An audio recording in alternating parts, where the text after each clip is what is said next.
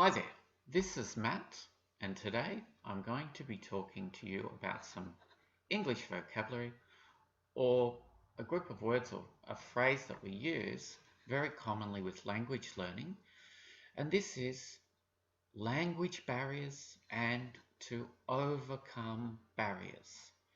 Now, we use this a lot, but I'm surprised that many students, many learners have difficulties with this phrase to overcome barriers. The reason I'm surprised is for native speakers, this has a very clear image. So for us, it's something that's very easy to understand. And I think this is because we have a very clear idea about what is a barrier. So let's begin by explaining that. In our lives, we have things that stop us from doing something. So these are physical barriers. For example, like these barriers here, they are preventing us, stopping us from walking in this pathway. Another example is this fence and sign is a barrier. It says, do not enter into this construction or building site. These are examples of barriers, and these are physical barriers. However, with our language learning, with starting a new life in a new country or studying overseas, barriers can be more than physical.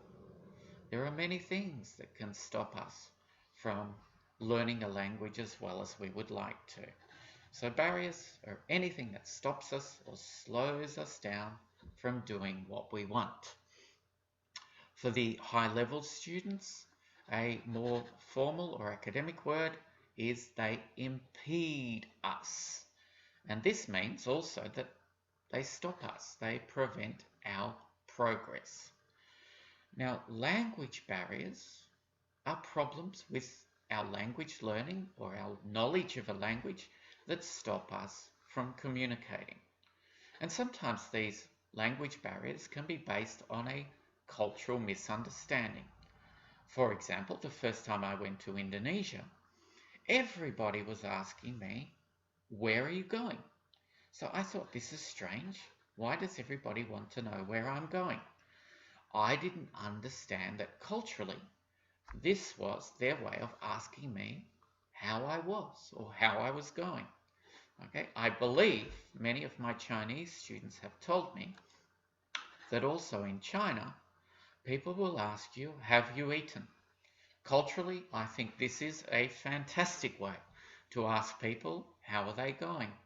But this is not a phrase that would work in English. Here there would be a language barrier and it would be based on a cultural misunderstanding.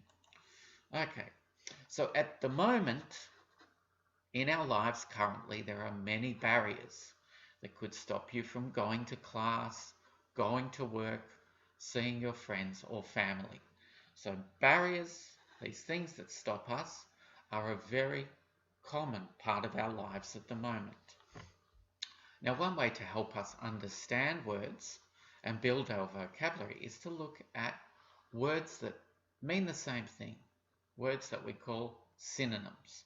So some examples of other words that are like barriers include challenges. When we're learning a language, there are many challenges. Why? Because there's lots of problems, It's difficult to learn a language, especially as an adult. So we face many difficulties. We still have to work, raise our families. All of these things can create barriers to our language learning. A more advanced word would be obstacles. Obstacles normally are physical things, like barriers that stop us, impede us from doing what we want to do.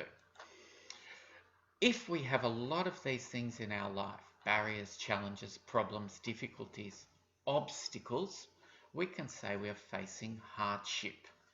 If you're in a new country, if you need to find a job, if you need to find a house, or if you need to study, you can face hardship. So we need to find ways to overcome the barriers. So for native speakers, the idea of overcoming a barrier means we go over them or we get past them. Okay, so we have a very clear image of a barrier and then us being able to go over the top of it. That's why I said the image for native speakers with to overcome barriers is very clear, and it means we can go past them. So once again, we'll look at some synonyms for to overcome. A simple way to say this would be to get past the problems, the difficulties. To progress, okay, to progress with our language learning means we keep getting better, we keep learning more. To remove the difficulties, if we don't have much time, we find ways to practice more quickly. We learn in a smarter, faster way. Sometimes we need to fight against the barriers. Even though they're very difficult, we find new ways to defeat them. Ultimately, in the end, when we talk about overcoming the barriers, that means we succeed. We reach our goals, we reach our hopes, we reach our dreams. So, what does it mean to overcome your barriers? It means to achieve your goals, even though you face problems. So if you're learning English, if you're trying to improve your English, we all know that it's difficult. We all know that it's difficult. What you need to do is keep going and find ways to overcome the barriers.